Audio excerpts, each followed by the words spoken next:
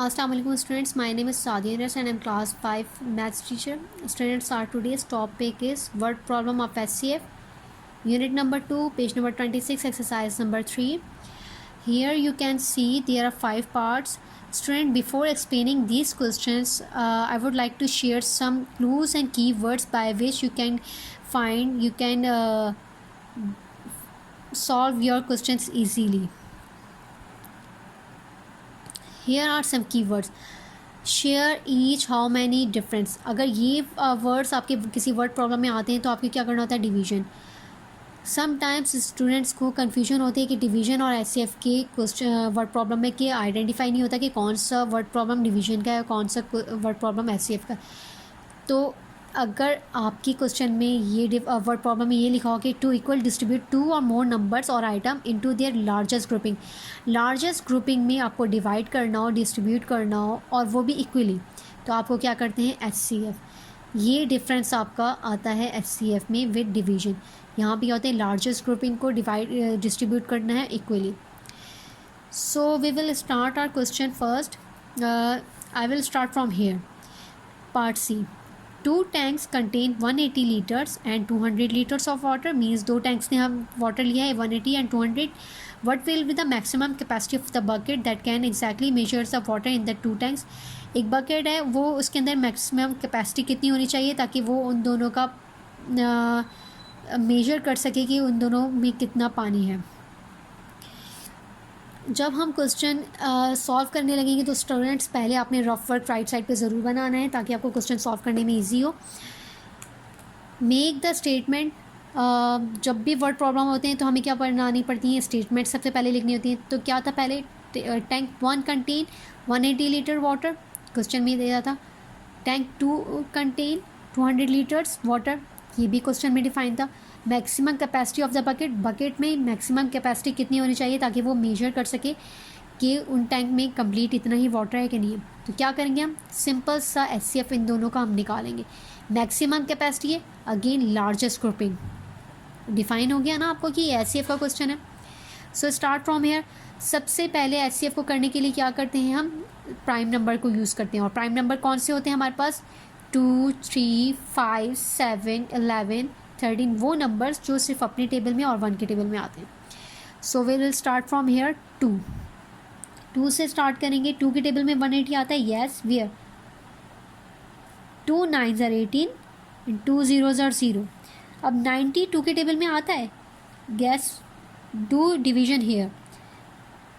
90 अंदर बाय हेड 2, so 2 4s are 8. 9 minus 8 is 1. 0 यहाँ नीचे लिखेंगे. अब ये नेक्स्ट वैल्यू डिवाइज़र क्या है हमारा? डिविडेंड. नेक्स्ट डिविडेंड हमारा है 10. तो 2 के टेबल में 10 कहाँ पर है? 2 5s are 10. माइनस करेंगे, हमारे पास nothing left, so 45. 2 45s are 90. अब 45 2 के टेबल में तो आता नहीं है, तो 3 के टेबल में येस आता है. 3 15s are 45. Students, learn your table. If you are weak in table, then you will be weak in maths also. So please kindly learn your table. 15 आता है 3 के टेबल में. Again 3 5s are 15 and 5 1s are 5. 200 कौन सी table में आता है? 2 के table में आता है. Yes. 2 10s are 20 and 2 zeros are 0. 100 2 के टेबल में आता है. Yes, where 2 5s are 10 and 2 zeros are 0. 52 के टेबल में आता है. Yes, where 2 25s are. If you have a confusion, then solve here. Write 50 here. 2 2s are 4 minus 1. Then this 0 will be written here. 2 5s are 10. There is no remainder.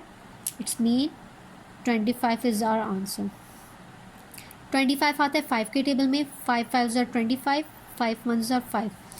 The prime factors of 180 are 2 times 2, 2 times 3 and 5.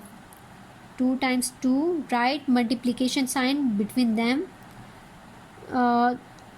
2 times 3 and then 5. 2 times 2, 2 times 3 and then 5. Okay.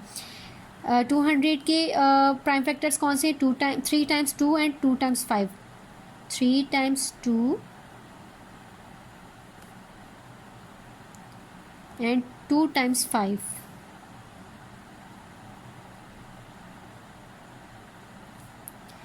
Okay, अब common factor को लिखते हैं. उसके बाद हम common factor इसमें क्या है, 2 दोनों में कॉमन है, yes. Then write it here. Again ये दोनों 2 अगेन कॉमन है, we will write it here. फिर 3 इसमें है बट 200 में नहीं है, वी विल स्किप इट.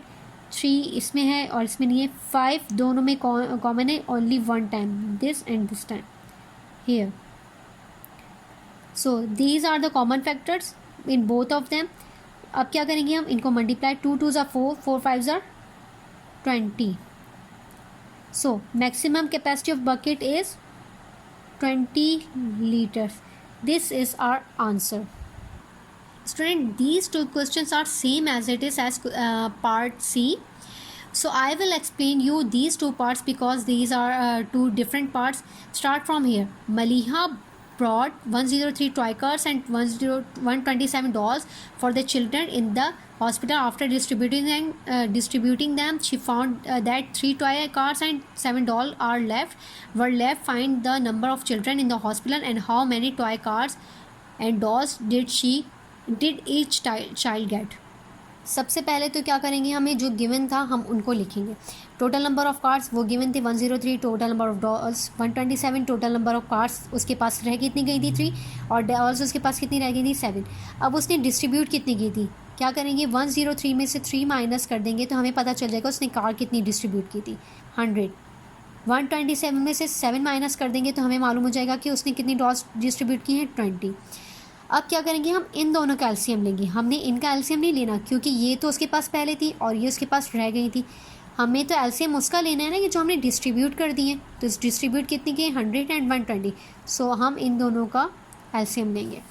100 का एलसीएम लिया, हमारे पास रिज़ल्ट ये आया. प्राइम फैक्टर्स ये आ गए. 250 are 100, 225 are 50, 5 5 are 25, 5 1 are 5.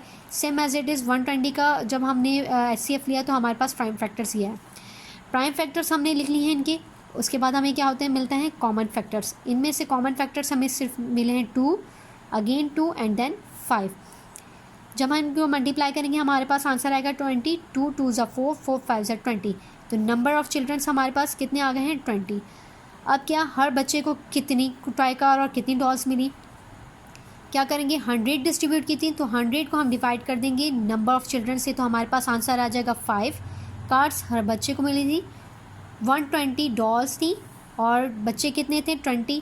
तो 120 को 20 से डिवाइड कर देंगे तो हमारे पास 6 डॉल्स हर बच्चे को मिली हैं. ये हमारा आंसर है. Next question student, what is the greatest number that divides both 50 and 110 leaving remainder 2. So here is a question. We don't take LCM of these two numbers 50 and 110. हमें क्या कहा था, उनका रिमाइंडर कितना, ऐसा कोई नंबर बताएं जिसको हम डिवाइड करें जब 50 and 10 से तो हमारे पास रिमाइंडर 2 आ जाए. तो क्या करेंगे, सबसे पहले हम 50 को माइनस करेंगे 2 से, 110 को माइनस करेंगे 2 से, हमारे पास वैल्यू आ जाएंगी 48 108. हम इन दोनों का एलसीएम लेंगे. जो दोनों का जब एचसीएफ लेंगे, इन दोनों का जब हमने एचसीएफ लिया हमारे पास प्राइम फैक्टर्स आए इन दोनों के, उनसे हमने कॉमन फैक्टर्स लिए और कॉमन फैक्टर से हमें एचसीएफ का आंसर मिला 12. स्टूडेंट्स लेट्स चेक इट कि 12 आंसर ठीक है कि नहीं. कैसे कि 50 को डिवाइड करें 12 से, आपके पास रिमाइंडर आ गया 2. सेम एज इट इज़ 110 को भी डिवाइड करें ज़रा 12 से तो आपके पास रिमाइंडर 2 आ जाएगा. तो आपका answer 12 is the number. So 12 आपका आंसर हो जाएगा. 12 is the number that divides 50 and 110 leaving remainder 2. There is. ये वाला पार्ट जो है आपका चेकिंग पार्ट, सिर्फ ये रफ वर्क है, it's not your fair work. Students hope so आपको एक्सरसाइज समझ में आ गई होगी. अगर फिर भी कोई कन्फ्यूजन है then find notes on the Google Classroom. So now it's time to say अल्लाह हाफिज़. Take care, stay safe and stay healthy. अल्लाह हाफिज़.